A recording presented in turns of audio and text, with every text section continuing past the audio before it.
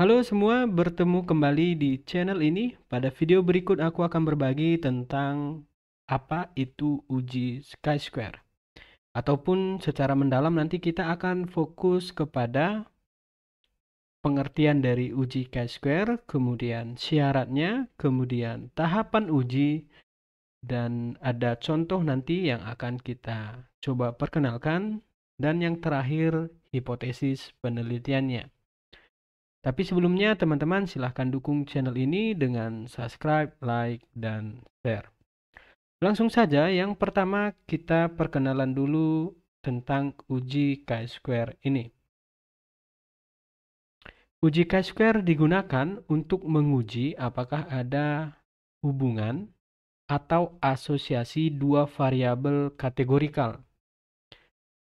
Kemudian, chi-square ini dikembangkan oleh Carl Pearson, sama halnya uji korelasi dikembangkan oleh Carl Pearson juga. Kemudian, selain daripada uji asosiasi, statistik chi-square juga dapat digunakan untuk menguji apakah sejumlah hasil terjadi dengan frekuensi yang sama atau tidak, atau sesuai dengan distribusi yang diketahui. Jadi, selain daripada menguji asosiasi, kita juga bisa melihat uji frekuensi mirip atau tidak, sesuai atau tidak dengan distribusi yang kita ketahui. Pengertian ini aku dapatkan dari buku David Klemmenberg tahun 2014. Silahkan teman-teman cek bukunya dan aku sarankan baca agar lebih mengenal lagi tentang uji chi-square ini. Kemudian berikutnya, sama halnya dengan uji statistik yang lain, uji chi-square juga harus memenuhi syarat. Syarat yang pertama, metode sampling yang digunakan adalah sampling acak sederhana atau disebut simple random sampling.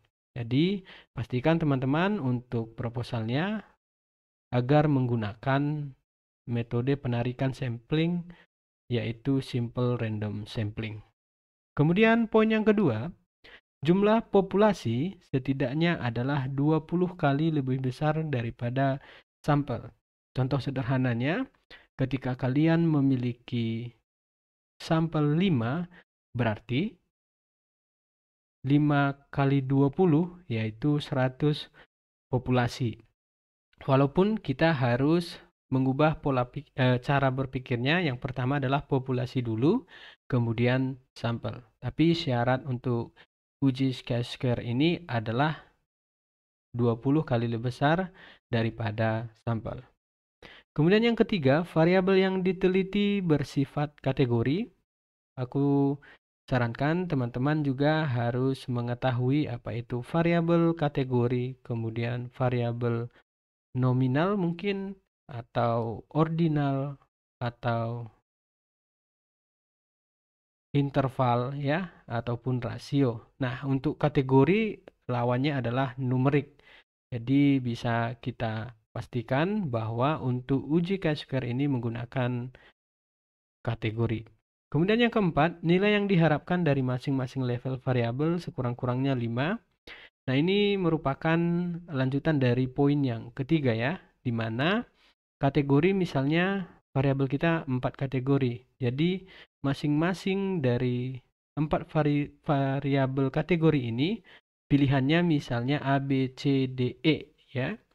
Sebutlah untuk variabel kategorinya A, B, C, D, E.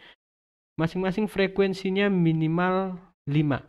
Jadi kalau misalnya ada di bawah 5 ya, itu tidak bisa digunakan sebagai uji chi-square.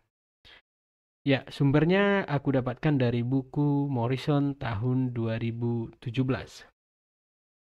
Selanjutnya kita akan lihat ada tahapan uji chi-square. Yang pertama, merumuskan hipotesis. Kemudian yang kedua, merumuskan suatu rencana analisis. Kemudian analisis sampel. Kemudian uji statistik. Dan yang terakhir, interpretasi hasil. Jadi mungkin di awal tadi aku sebutkan bahwa perkenalan uji chi-square itu penting ya, dan ini nantinya akan berpengaruh terhadap bagaimana kita merumuskan hipotesis, kemudian rencana analisis, analisis sampel, uji statistik, dan interpretasi hasilnya. Nah, ini tahapannya aku dapatkan dari buku Morrison tahun 2017. Ya, kita lanjutkan. Untuk contoh dalam video ini, aku lihatkan seperti gambar yang sebelah kiri teman-teman ini. Ada dadu, ya. Ketika melempar dadu, ada 6 kemungkinan hasil yang muncul.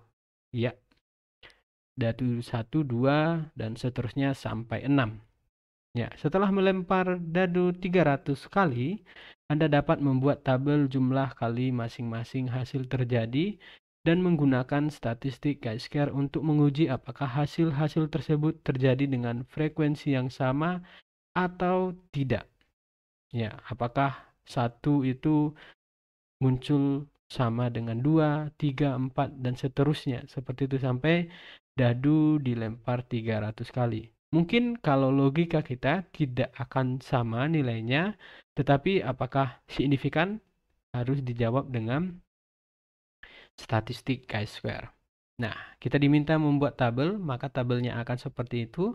Ada dadu 1 sampai 6, kemudian lemparan pertama itu menghasilkan poin 1, lemparan kedua 5, dadu 5, kemudian lemparan ketiga 2, lemparan sampai ke 100 misalnya 3. Ya, jadi kita membuat tabel seperti ini, ataupun kalau menggunakan aplikasi pengolah data, kita perlu me-entry-nya ke dalam aplikasi tersebut. Nanti kita hanya menggunakan aplikasi tersebut untuk uji statistik chi-square-nya. Nah, ini contoh daripada variabel kategorikal juga, di mana misalnya lemparan 1 itu lemparan 2, lemparan 3 sampai ke 100. Kemudian ada variabel untuk dadunya 1, 2, 3 sampai 6 itu tidak menunjukkan tingkatan. Ya, tidak menunjukkan tingkatan karena kita hanya fokus menguji apakah ada perbedaan signifikan antara frekuensi lemparan dadunya. Kemudian contoh yang kedua, misalnya ini ada gambar media sosial, Facebook, Instagram. Kita coba menggunakan media sosial ini dalam analisis chi-square. Nah, seorang peneliti ingin mengetahui hubungan antara jenis kelamin dan penggunaan media sosial untuk memperoleh informasi lowongan pekerjaan. Misalnya itu, peneliti memiliki sampel sebanyak 210 orang yang dipilih secara acak sederhana atau random sample tadi. Dengan data berikut, misalnya jenis kelamin, ya ada 2, laki-laki, perempuan, kemudian media sosial yang paling banyak digunakan untuk memperoleh informasi lowongan pekerjaan. Untuk kasus ini ada media sosial Instagram, Facebook, dan Twitter. Laki-laki misalnya menggunakan Instagram sebanyak 3 orang, Facebook menggunakan Instagram untuk mencari pekerjaan 26 orang, dan Twitter 70 orang. Dan seterusnya, perempuan juga demikian, ada di data ini. Sehingga totalnya untuk yang Instagram 21, Facebook 57, Twitter 132. Antara laki-laki dan perempuan. Seperti itu. Jadi kita ingin melihat apakah terdapat signifikansi ya penggunaan media sosial dalam mencari pekerjaan oleh perempuan. Seperti itu. Mungkin 2 contoh ini bisa teman-teman gunakan juga dalam analisis kalian ya. Ataupun jika ingin menambah lebih banyak lagi, misalnya Instagram, Facebook, Twitter, mungkin YouTube atau Pinterest dan lain-lainnya, bisa juga menggunakan uji chi-square ini. Hanya saja kalau kita lihat di sini tadi minimal 5 ya. Kalau Instagram ini harus kita tambah, ya ini kasus tertentu harus kita tambah misalnya 6, ataupun kita tambah lagi jumlah sampelnya agar Instagram ini frekuensinya tidak kurang dari 5. Seperti itu. Nah, ini sebagai kasus teman-teman, sebagai pengingat bahwa yang dimaksud tadi frekuensinya adalah di bagian frekuensi tabel ini. Kalau yang lainnya lebih dari 5. Seperti itu. Kemudian untuk yang terakhir, tadi seharusnya ketika menyusun proposal, kita membuat hipotesis terlebih dahulu. Contoh hipotesisnya misalnya ada asosiasi antara penggunaan media sosial untuk memperoleh informasi lowongan pekerjaan. Kemudian H alternatif, ya, tidak ada asosiasi antara penggunaan media sosial untuk memperoleh informasi lowongan pekerjaan.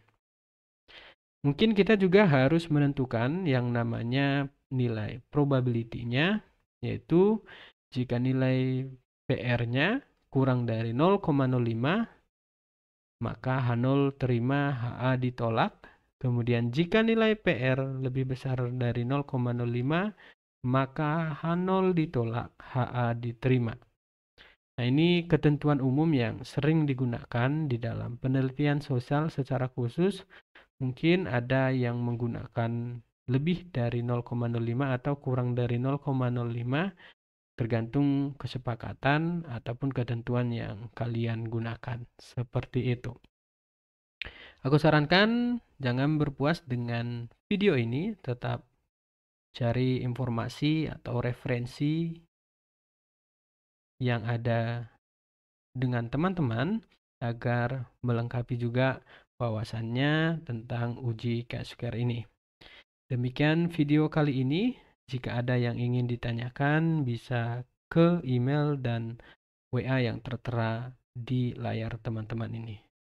Demikian, terima kasih. Sekali lagi, jangan lupa dukung channel ini dengan subscribe, like, dan share. Terima kasih.